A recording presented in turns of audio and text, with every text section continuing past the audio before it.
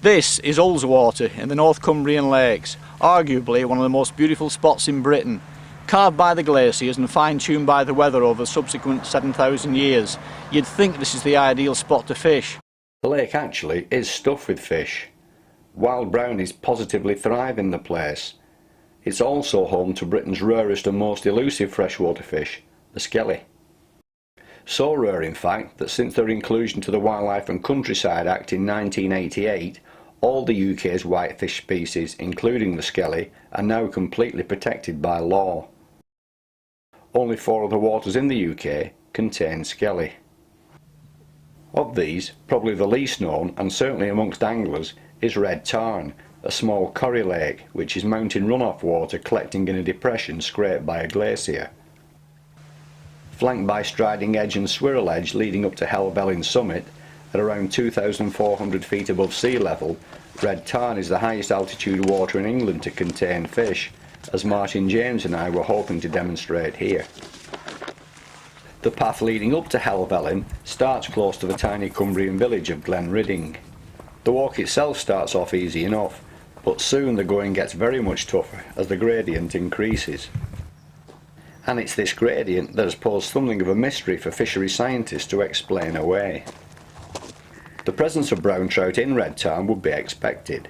Given time, they would have both the strength and the drive to negotiate the bet connecting the Tarn to Ullswater.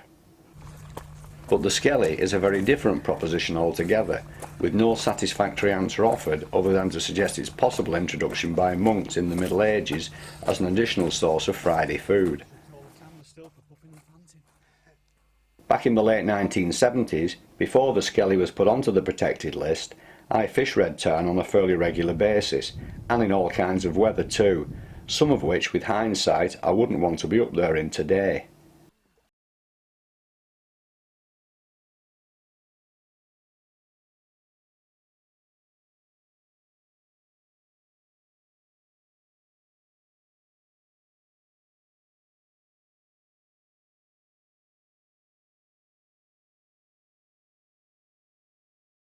Film sequences like these would be completely out of the question now, which makes pictures and video footage of catching skellies like this such a valuable archive record for the future.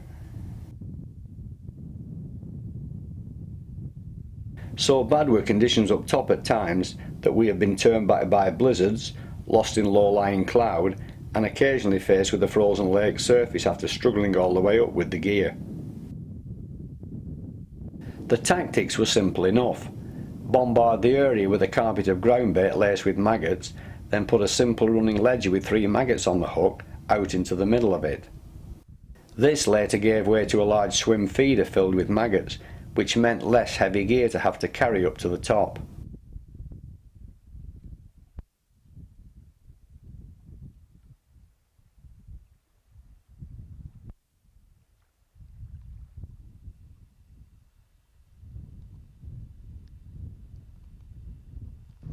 The most skellies we ever caught in a single session was 2, with 1 per visit being about average, at a ratio of around 1 skelly to every 20 brown trout caught.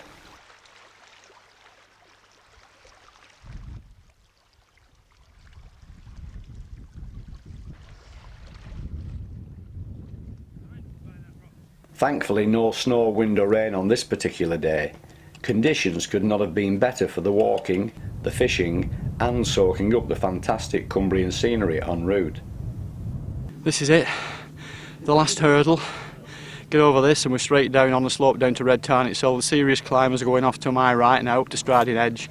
But we are going to make our way down to the lip of the corrie, nestled at the base of Helvellyn's almost sheer rock face. It's 20 to 12, it's taken us 2 hours to get here, and we are now here at Red Tarn, and just getting our puff back. According to the pedometer, it's just over 4.5 miles. Probably it's marginally less than that because the step length will have changed going up the slope there. It would have been a bit shorter on the steps, but I would think it's going to be at least 4 miles. As angling backdrops go, they don't come any more spectacular than this. Breathtaking in every sense of the word.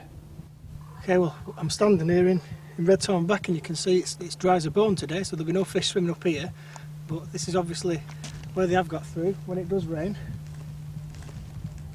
can see the water will soon come off there and this will soon fill up, so sometimes this would be a raging torrent, and I imagine that's when the fish would take the opportunity to make their way up. But the margins are full of fry, so they're obviously here.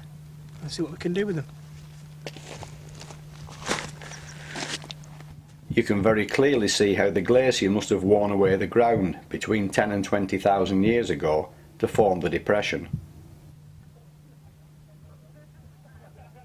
Found a likely spot. The water's deep, so we're going to give it a try here.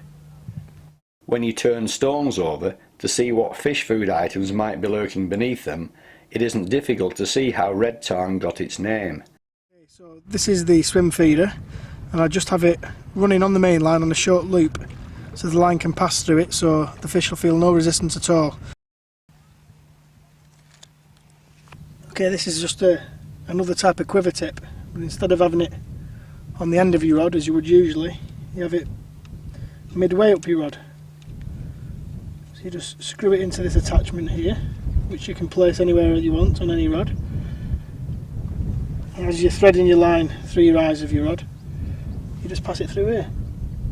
Cold, nutrient-poor lakes such as this are always going to give low productivity, with small fish eking out a living by chasing fry or grubbing about on the bottom.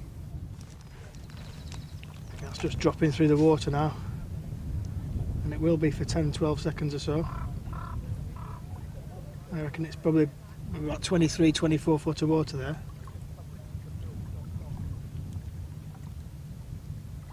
Just hit bottom now. I'll just tighten that up.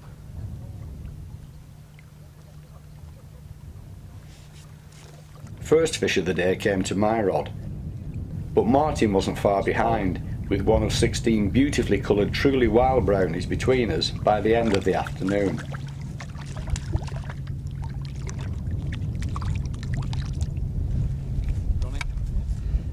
What about that for a wild brownie? Not bad for a nutrient poor lake like Red Tarn. Excellent. Spot perfect. Now that is a proper wild brown trout.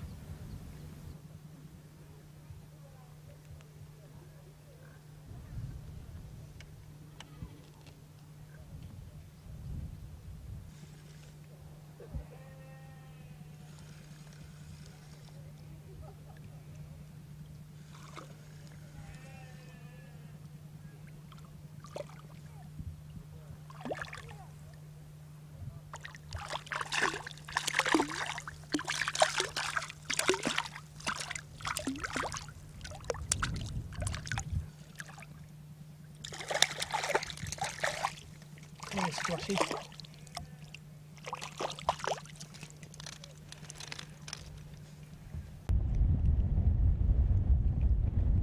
get it out now.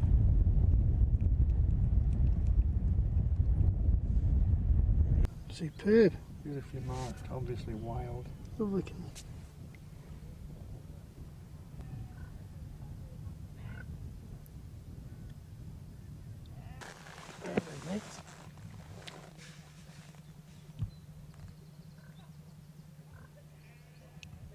Away.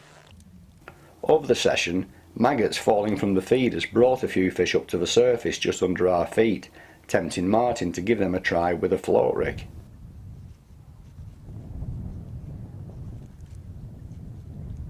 Just going to try and see if we can catch one. Fishing shallow on a small float like that. Just got 3 foot of line underneath the float. I'm just going to give it a cast, see if it works.